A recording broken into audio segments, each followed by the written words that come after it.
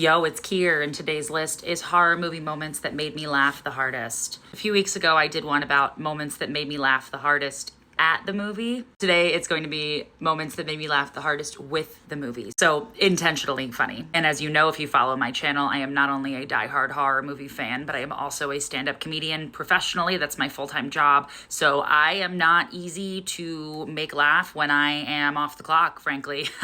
So these ones are ones that really got me good. Also, this is going to be a part one. I already have part two set up because I could not just narrow this down to 5. First up, and if you know me, you know it had to be something Justin Long related.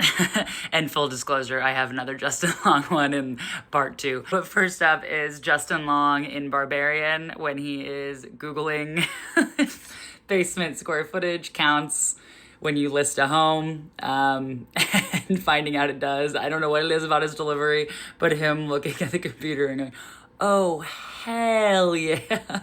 After us knowing what we know and have just seen happen to Tess. It's so fucking good. I might be the only one who finds that scene that funny, but I laugh every fucking time I watch it. Next up is a scene from The Blackening.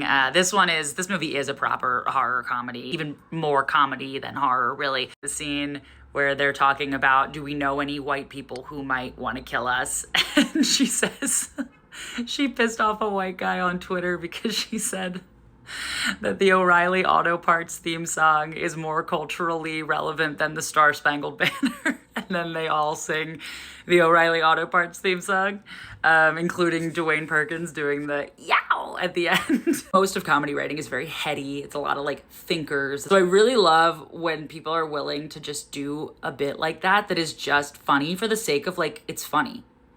Is it like a little dumb? Sure, that's why it's funny.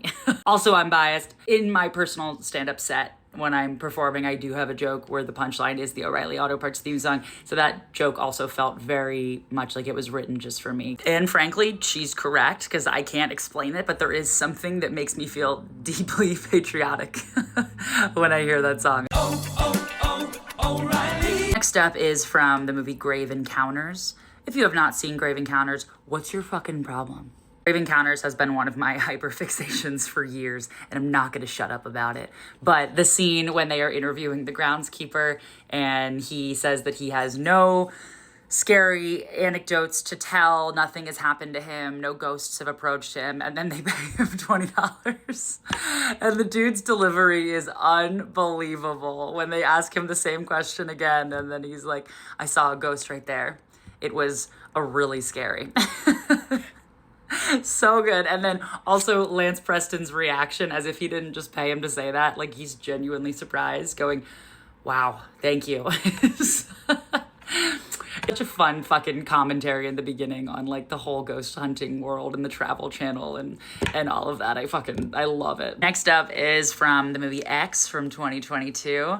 This is a conversation between RJ and Martin Henderson's character, Wayne.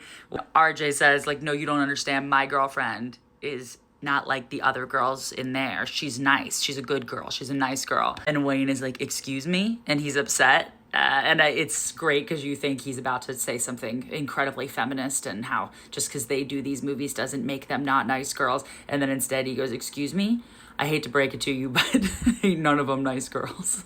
That line is really fucked up. I don't mean to laugh at like the content, but in comedy writing, we call that a bait and switch. It's like a misdirect, but it's a little step further where you fully get the audience to think that they could basically finish your sentence. Like they almost tune out because they're sure what you're going to say is what they think you're going to say, which is like, hey, don't talk about them like that, whatever. And then for him to just say, ain't none of them nice girls was very, very funny to me. I don't know if it was meant to be, but I loved it. And lastly, I could obviously never do a list about the funniest horror movie moments without mentioning Cabin in the Woods, the Mordecai speakerphone phone call. There is something so fun about watching these two grown-ass men just do something so juvenile as a fucking prank phone call, essentially. I know it's not exactly, but like the way that they are laughing and holding in their laughter, There's a saying in acting across the board of like, it's always more interesting to watch people try not to do something than to easily do it, right? And that, I think, usually it means crying, but that goes a lot for laughter as well, where like it's so much funnier to watch people trying not to laugh than it is to watch people laughing. I don't know what it is. We all love it. Mordecai going in and out of this very heightened language, like the lambs have passed through the gate. He has this very like Shakespearean hauntingness to him, and then as soon as he realizes he's on speaker, just going into this very modern, like, I don't know who's on here. I don't know who's on the line. If it's speaker, I have to be careful about what I say. Also, honorable mention to also Cabin in the Woods. The tequila is my lady scene fills that same kind of role of why it's funny. Like, it's very serious. Bradley Cooper's in the middle of this monologue about how haunting it is, what they do, and the darkness behind it. And then tequila is my lady is incredible. It was so disrespectful of them to make Cabin in the Woods, knowing that people would now have to go forward and still try to make other horror comedies. All right, what did I miss on this list before I post part 2?